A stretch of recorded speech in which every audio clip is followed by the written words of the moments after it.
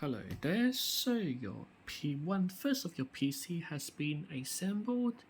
So if you're happy with everything, I will be ready to start on the next one. So as you can see, 9 beautiful ARGB fans, RGB RAM, and the Coolermaster AIO cooler. So you've got the 3080 GPU right here, and this is what it looks like from the back. So when you take it home, just make sure the switch is in the on position, put in your plug in your power cord, and then connect your monitor to the graphics card. You've got 2 HDMI and 2 display ports here. You also have the option of connecting internet via the Ethernet cord, or alternatively, you've got Wi-Fi and Bluetooth enabled on the motherboard. The antenna will be included in the motherboard box. You just have to screw it on to both of these knobs here. There isn't a right or wrong, like you can just put in screwing the antenna to both of the knobs and it'll be all good.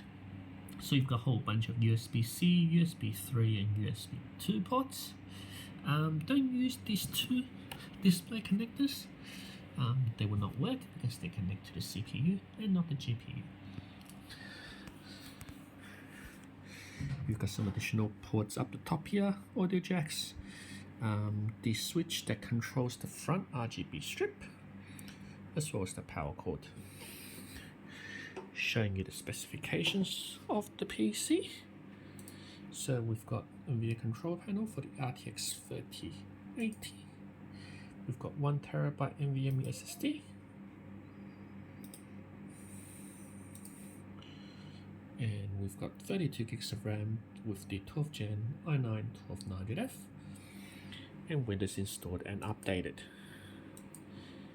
To control RGB, there's a few different components. So what happens is your PC has got a app center installed, which is the Gigabyte utility. And once you open it, you have got Gigabyte RGB Fusion 2 under Gigabyte apps.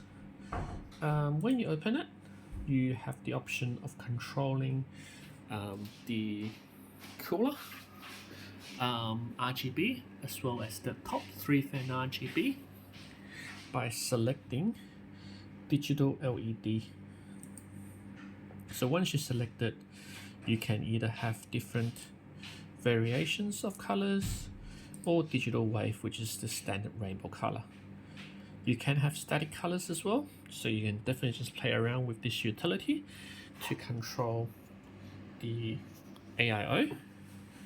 You can also control the lighting on the Kingston RAM as well. Same thing, a whole lot of a variety of patterns is available. And then finally, you can also control the LED that is on the RTX 3080.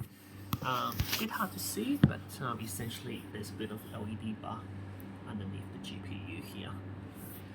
Finally, the rest of the case fans here, they're controlled by remote.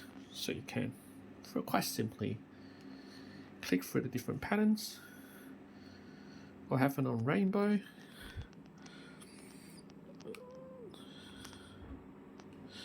and then you can obviously then play around with the different settings. So there was a bit of a lag, but there you go. You can play around with the different settings here as well, or just cycle through the modes here. So this is all ready to go, and just give me OK and I'll work on the next one.